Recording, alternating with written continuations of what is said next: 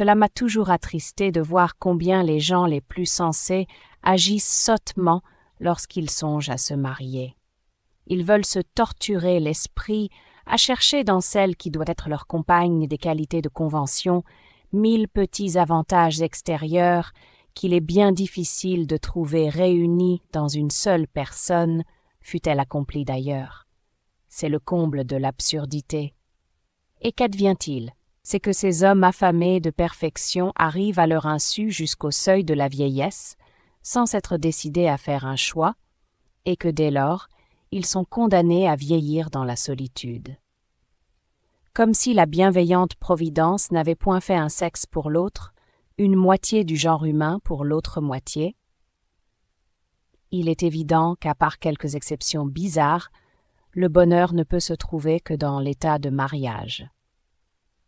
Tenez pour certain que les objections les plus fortes en apparence, dirigées contre cette institution, s'évanouissent d'elles-mêmes quand on les passe au crible du raisonnement. Et croyez que l'amour légitime est capable d'opérer des miracles en faisant disparaître les incompatibilités les plus prononcées.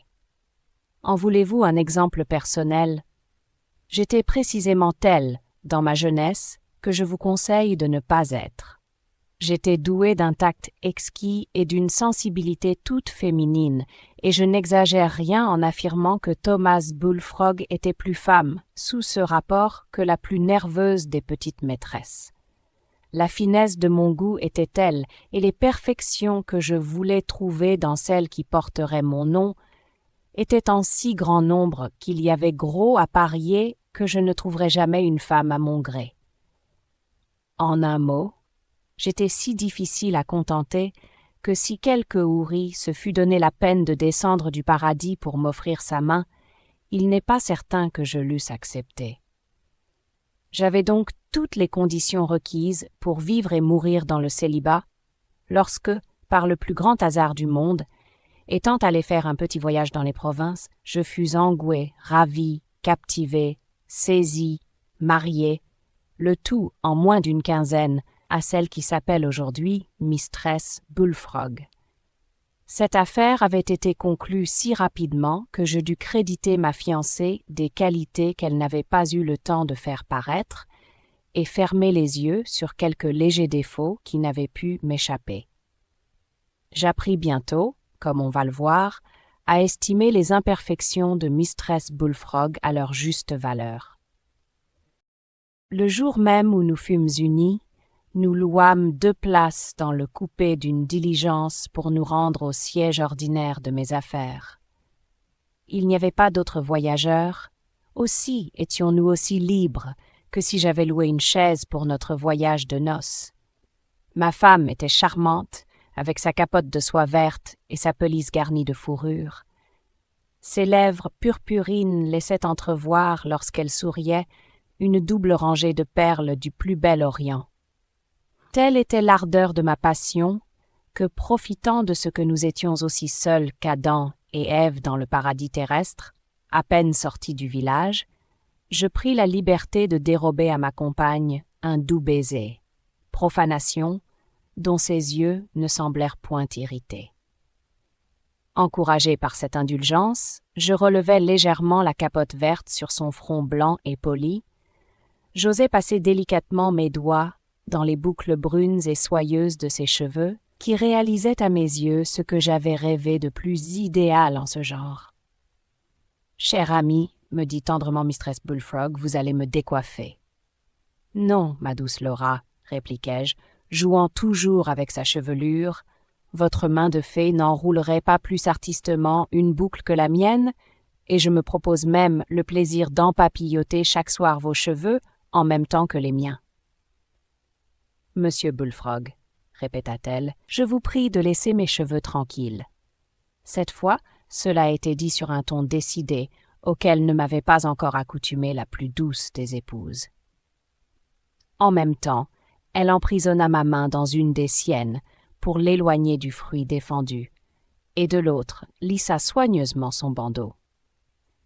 Comme je suis très remuant, et qu'il faut toujours que j'aie quelque chose dans les mains, une fois privé des boucles de ma bien-aimée, je cherchais des yeux ce qui pourrait bien me servir de jouet.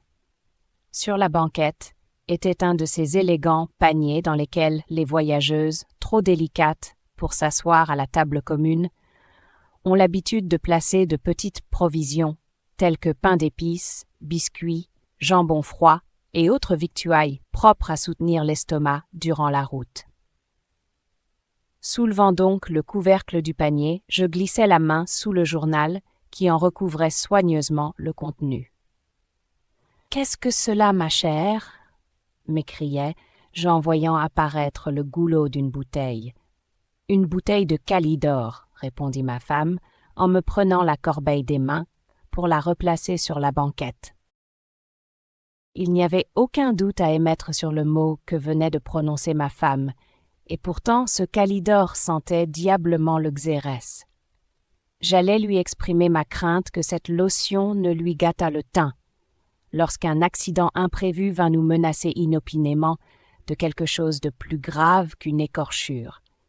Notre automédon, sans y prendre garde, était monté sur un tas de cailloux et avait culbuté si complètement la voiture que nos pieds étaient à la place qu'auraient dû occuper nos têtes. Que devint ma raison dans cette triste occurrence? Je ne saurais trop le dire, vu qu'elle a la fâcheuse habitude de toujours m'abandonner dans les moments où j'ai le plus besoin d'elle. Or, il arriva que dans le trouble où me jeta cette catastrophe, j'oubliais de la manière la plus complète qu'il y eût au monde une mistress Bullfrog. La pauvre femme, c'est un sort commun à bien d'autres, servait en ce moment-là de marchepied à son époux. Après quelques efforts, je parvins à sortir de cette boîte et je rajustai instinctivement ma cravate lorsque j'entendis le bruit d'un soufflet tombant d'aplomb sur l'oreille du cocher. « Tiens, gueux, attrape cela, tu m'as défiguré, goujat !» En même temps, un second soufflet dirigé sur l'autre oreille fut si malheureusement envoyé qu'il tomba en plein sur le nez du pauvre diable, dont le sang jaillit avec abondance. Qu'était-ce que cette étrange apparition, infligeant au conducteur une si rude correction? J'avoue que c'était une énigme pour moi. Les soufflets avaient été appliqués par une personne dont la tête chenue était çà et là parsemée de quelques poils grisonnants, au teint bilieux et qui pouvaient aussi bien appartenir à la plus belle moitié du genre humain qu'à l'autre. Sa voix était cassée, comme enrouée par le manque de dents, et ses gencives démeublées figuraient assez bien 2 pieds de veau.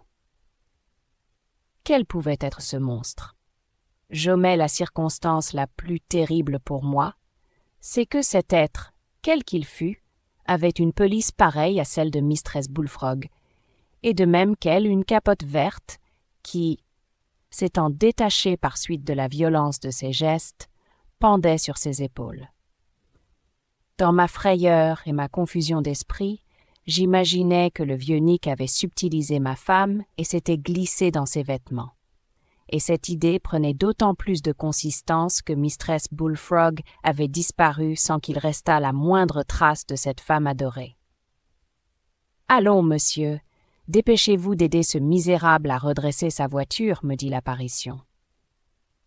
Puis, jetant les yeux sur 3 paysans qui se tenaient à quelque distance, tranquilles, spectateurs de cette scène. « Eh bien, vous autres, qu'avez-vous à rester ainsi plantés sur vos jambes quand vous voyez une femme dans un pareil embarras? » Les paysans, au lieu de fuir comme je m'y attendais, accoururent avec empressement et commencèrent à soulever la caisse de la voiture. Je me mis également à l'œuvre, malgré mon peu de force et l'exiguïté de ma taille. Enfin, le conducteur suivit mon exemple, bien que le nez lui saignât encore avec abondance, dans la crainte sans doute qu'un 3e soufflet ne lui brisât le crâne.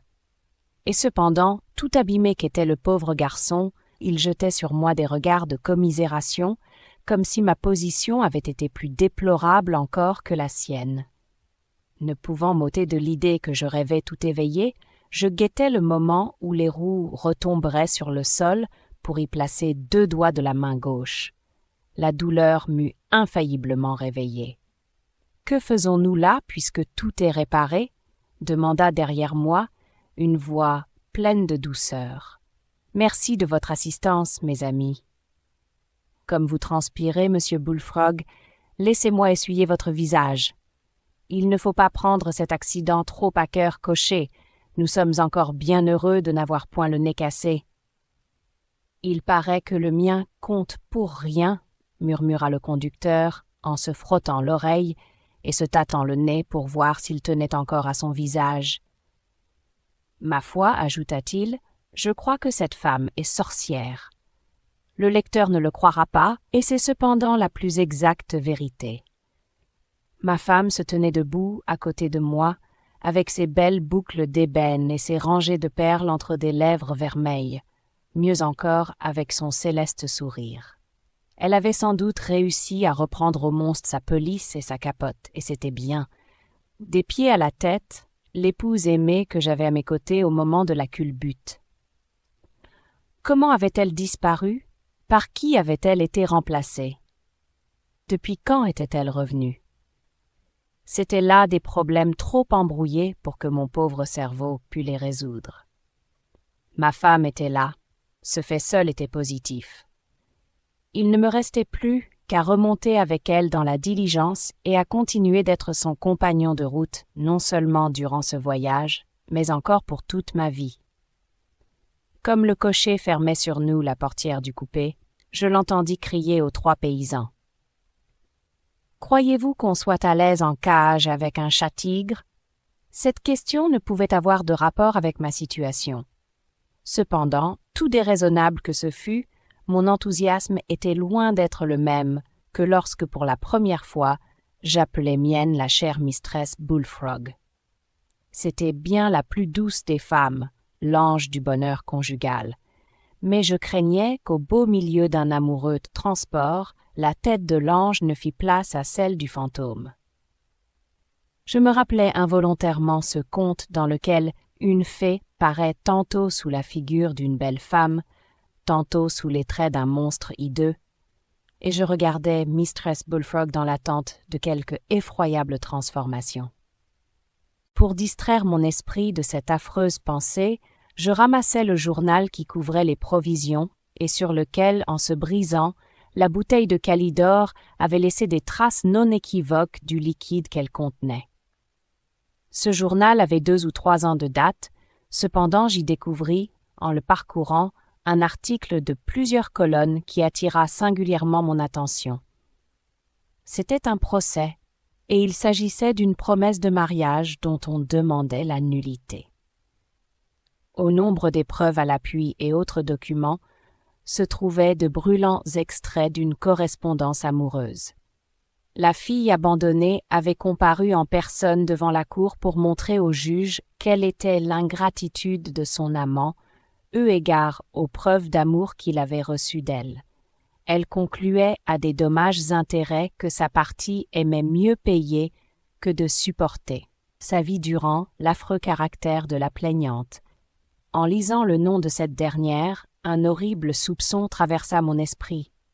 « Madame, dis-je en plaçant le papier sous les yeux de Mistress Bullfrog, et en ce moment je dus avoir l'air terrible. « Madame, répétai-je les dents serrées, étiez-vous la demandeuse en cette cause? » « Comment, mon cher Bullfrog, mais je croyais que tout le monde connaissait cette affaire. »« Horreur, horreur !» m'écriai-je en me laissant aller sur les coussins de la voiture. Et couvrant mon visage de mes 2 mains, je me mis à gémir, comme si j'allais rendre l'âme. Moi l'homme du monde le plus délicat et le plus difficile, moi dont l'épouse devait être la plus idéale et la plus accomplie des femmes. Moi qui voulais m'enivrer de l'étincelante rosée de ce bouton de rose qu'on appelle le cœur d'une vierge. Tout me revint alors à l'esprit, et les boucles d'ébène, et les dents de perle, et le Calidore, et le nez du cocher, et ces tendres secrets d'amour qu'elle était allée divulguer à plaisir devant les juges, le jury et des milliers d'assistants. Mes gémissements redoublèrent. « Monsieur Bullfrog, » me dit ma femme. Et comme je gardais le silence, elle me prit gentiment les mains dans les siennes et me regarda bien en face. « Monsieur Bullfrog, » reprit-elle avec douceur, « mais cependant, avec toute la décision dont elle était susceptible, « Laissez-moi chasser ce nuage de votre esprit et vous prouver qu'il est de votre intérêt d'être aussi bon mari que j'ai l'intention d'être pour vous une bonne femme. Vous avez découvert dans votre compagne quelques légères imperfections. Soit, mais qu'aviez-vous donc espéré? Les femmes ne sont pas des anges, s'il en était ainsi, elles ne se marieraient qu'au ciel, ou tout au moins elles se montreraient plus difficiles dans leur choix. Pourquoi donc alors cacher ces imperfections? Dis-je convulsivement. Oh, que vous êtes un naïf petit homme, répondit-elle en me donnant une légère tape sur la joue. Où avez-vous vu qu'une femme découvrait ses défauts avant la noce? Savez-vous que vous êtes fort amusant? Mais ce procès, grommelai-je. Eh bien, qu'a-t-il de déshonorant pour moi? S'écria Mistress Bullfrog. Est-il possible que vous jugiez cette affaire à un point de vue aussi faux? Je vous avoue que je ne m'attendais pas à cela de votre part. Comment? Vous m'accusez parce que je me suis défendue d'une manière triomphante contre la calomnie et que j'ai obligé la cour à venger l'offense faite à mon honneur. Mais continuai-je en me reculant un peu, dans la crainte que tant de contradictions n'exaspérassent ma chère moitié, mais ma chère amie, n'aurait-il pas été plus digne de garder le silence et d'accabler cet homme de votre dédain? Bien jugé, monsieur Bullfrog, fit ironiquement ma femme, et si j'avais agi de cette manière, dites-moi, je vous prie, où seraient les 5 000 $ qui vont approvisionner vos magasins? Sur votre honneur, Mistress Bullfrog, demandai-je haletant comme si ma vie eût été suspendue à ses lèvres, ne faites-vous pas erreur? C'est bien 5 000 $ que vous avez dit? Sur mon nom et sur mon honneur, répliqua-t-elle, le jury m'alloua tant pour cent sur la fortune de ce coquin, et j'ai gardé tout cela pour mon cher Bullfrog. Alors, chère femme, m'écriai-je au paroxysme de la joie, laisse-moi te serrer sur mon cœur. La paix du ménage est désormais assurée, et j'oublie tes imperfections puisqu'elles ont produit un si beau résultat. Bien plus, je me réjouis à présent de l'injustice qui a causé ce procès béni. Oh, heureux Bullfrog que je suis!